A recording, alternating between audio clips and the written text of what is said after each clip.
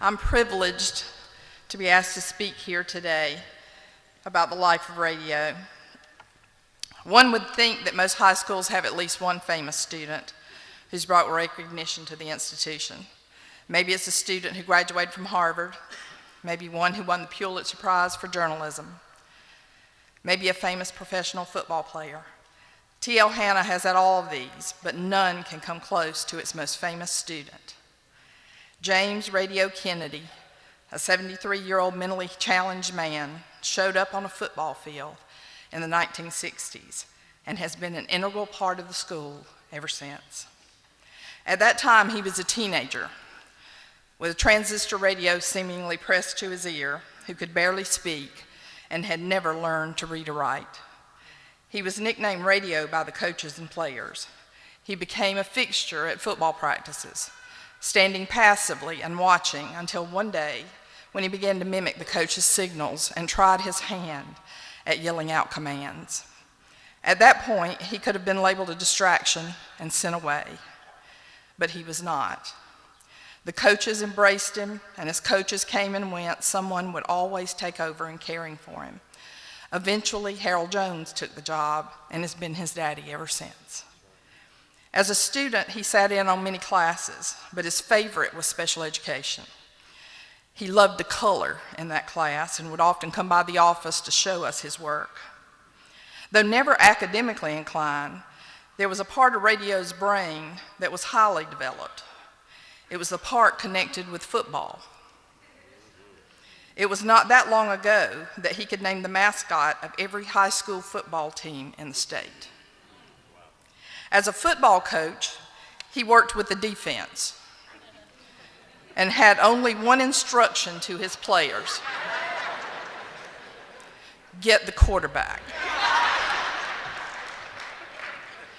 Turns out he was right. It worked every time.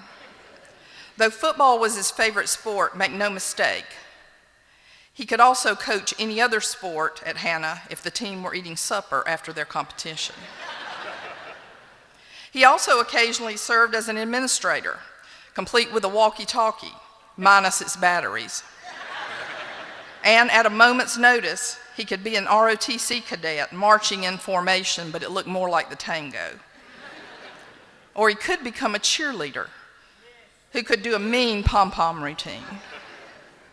When visitors came, he'd become a tour guide, methodically taking them first to see his movie poster in the hallway, then to his portrait in the lobby, and lastly to his statue in the stadium.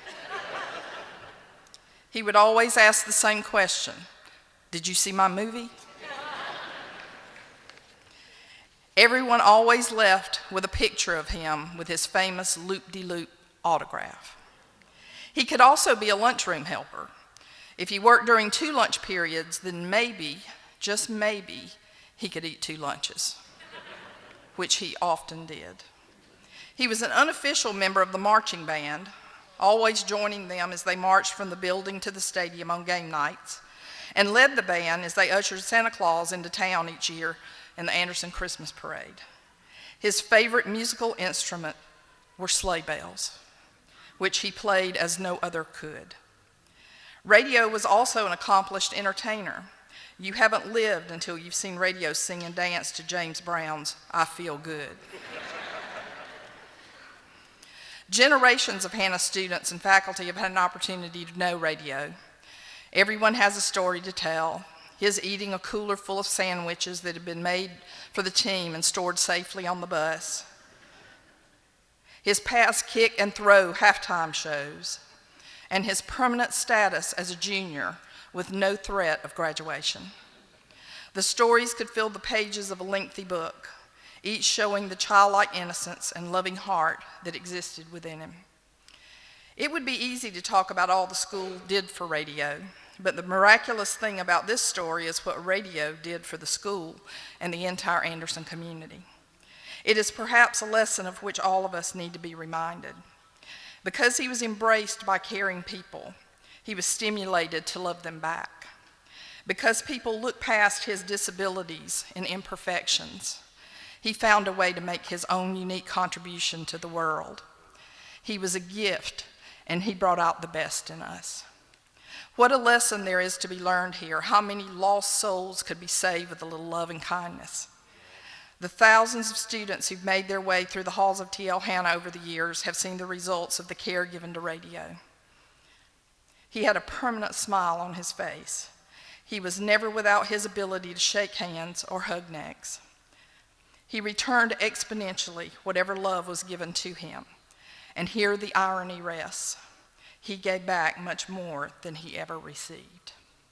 In our small town of Anderson, South Carolina, Sports Illustrated, Reader's Digest, ESPN, CBS News, and even Hollywood have told his story. One about a disabled child in a grocery cart riding the hills behind the old McCants, who is arguably the most famous person to come out of Anderson. Yet he had none of the usual attributes of famous people. No money, power, athletic ability, intelligence. He was just a man who did the best he could. Maybe that's all any of us really need to make our own unique contributions in this world.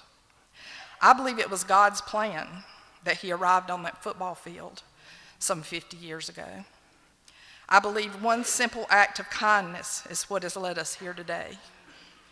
Radio was without a Harvard degree or a Pulitzer Prize or a professional football contract.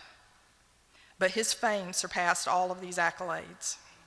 And the story is simple. Love and compassion can change lives.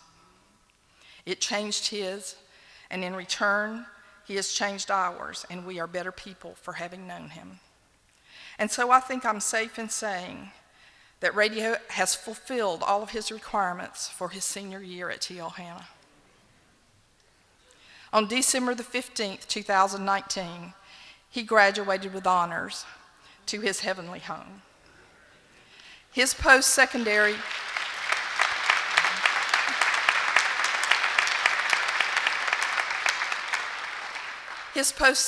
work will be organizing 2 teams of angels to play a football game, one in which no one gets hurt, no one loses, and both teams get the quarterback. And on the sidelines, he will proudly be by his mama's side while he rests in the arms of Jesus.